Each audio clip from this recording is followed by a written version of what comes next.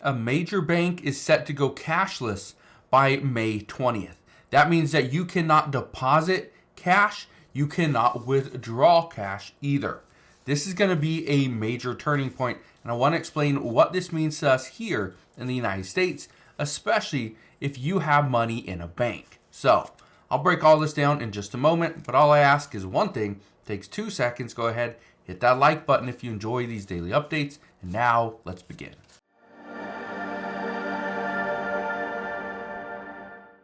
So is it true? Are you not going to be able to go into a bank and ask for cash? Well, the answer is yes and no. Right now, there are some banks and many businesses that prefer to go cashless. They do not want to hold cash. They want everything to be digital. Now, I want to explain the bank though. And most people watching this channel do not have a single dollar at this bank. But it's important to know because this is where things are starting. This is actually happening in Australia, and there are banks here in the United States that are looking at this because if this is effective, if it's successful, then these banks here in the US could follow suit. Look at this. It says Australia's Macquarie Bank to go fully cashless in push to become completely digital. Now, this was an article from just the other day, but I want to read this to you. It says, all branches of the major Australian bank are set to become fully cashless in a push towards completely digital payments. It says customers of Macquarie Bank will no longer be able to withdraw or deposit cash or use checks at any branch from May 20th. It says over-the-counter services at Macquarie Bank offices are set to go as well. However, customers will still be able to use ATMs.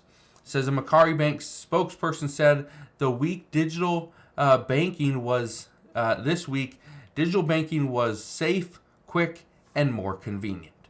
I want to touch on that because that is exactly what banks here in the United States are looking at. They say it's safe. And the reason why it's safe is because you have a paper trail. If I go and take out, let's say $1,000, okay, and I go and take this money out and it's just sitting in my pocket. If somebody just comes up and grabs it from my pocket, I can't get it back. There's no way I can get it back. But if I have $1,000 sitting in my bank account and all of a sudden somebody, finds a card, finds some way, takes $1,000 out of my bank account, well, the bank could technically reverse that and get the money back. So that's why they say it's safer. Going digital is also quicker, where you go and get cash. Well, it costs money to make this. It also takes time to get it to the bank. Let's say if you need $10,000, many banks just don't have $10,000. So they got to order it. It comes in, you go the next day, hopefully you get to pick it up, right? So it's quicker to go digital. And then the other one, it's more convenient. The other way to say this is not just more convenient, but it's less expensive.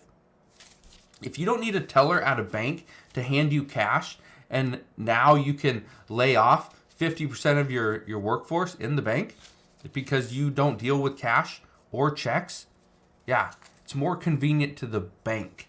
The banks are trying to figure out a way to keep their head above water. Because right now, based off a recent report, that there were 4,000 banks that were analyzed. Of those 4,000 banks, 282 of them are said to be at a very high risk of failing in the near future. So, banks are struggling. I want to keep reading this to you though. Okay? It says right here, it comes after the bank announced in September it would phase out its cash and check payments this year due to changing customer habits. One thing that I've noticed is, and this is something that's taken place over the past handful of years, is that the younger generations are more willing to pay with Zelle and Cash App and Apple Pay, or even Venmo. But the older generations, they still want cash. Somebody asked me the other day if I can write them a check. I was going to buy something and they said no, that they didn't want cash. Can I write a check? I was like, honestly, I don't have a check. I don't have a checkbook. Well, Why would I need a checkbook? Pretty much all my payments that I make are online. I hardly ever deal with cash. This cash, by the way, okay? I use this all the time in my videos. If you can actually see it, it says it's for motion picture use only. This is fake money. Okay? This is fake money that I'm using. I'm not going to keep $1,000 in cash sitting on my desk. Okay? This is fake. Now, I want to show you something else. Okay? Because what we have been seeing, it's not just, banks here in the United States, and I want to read something to you in a minute, where a community member sent me this, that their bank will not give them money and is trying to go an even longer route to give them the access to the money that they're wanting. I'll explain that in a second. But what's happening right now is central banks are buying up gold because they know the U.S. currency is going to be hit. The U.S. currency, we may not see the U.S. dollar as the reserve currency. We may not see it. I want to look at this right here. It says, why are central banks accumulating gold in large quantities?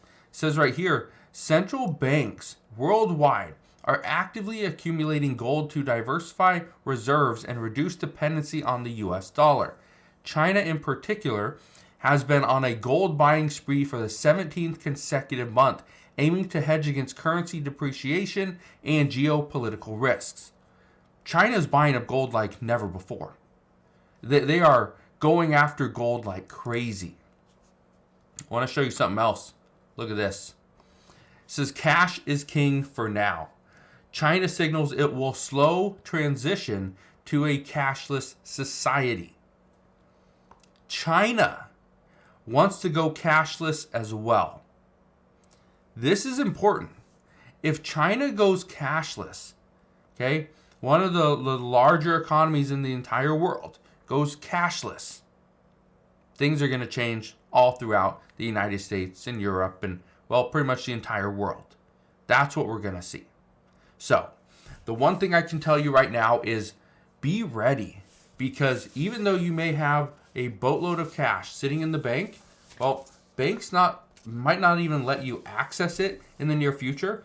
And the other thing is, pretty soon, you are going to have to take your money to the bank because after a certain date, they may not accept it. That's where we're going. I want to read you this comment that I received the other day, though. Listen to this. It says, my bank finally did the unthinkable. They won't let me take cash out to purchase a car for my daughter for her graduation present. This is what happened. I went into the bank and said I needed $8,800, preferably in hundreds would be best. They said they don't have access to that, but they would be happy to issue a wire or a cashier's check for a $10 fee. I told them that no, I needed cash, not a check, and I explained why. Now they're telling me that I need to bring the seller into the bank so that they can open up an account with that bank, and then we can transfer the money from my account into their account and they can access it through their card. This is getting really hard. I just want my money that I put into the bank. I thought that was interesting. And the reason I thought that was interesting is because years ago, I sold a truck, a vehicle that I had, to my brother.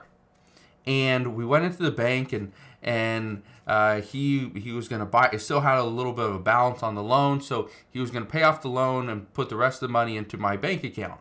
And they said that no, he cannot do it. He can't pay off the loan and put some more money into my bank account because he needs a bank account.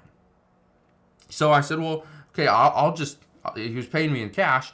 I'll just take it. I will pay it, right? I'll pay off the loan, and then I'm going to put the other money in my account.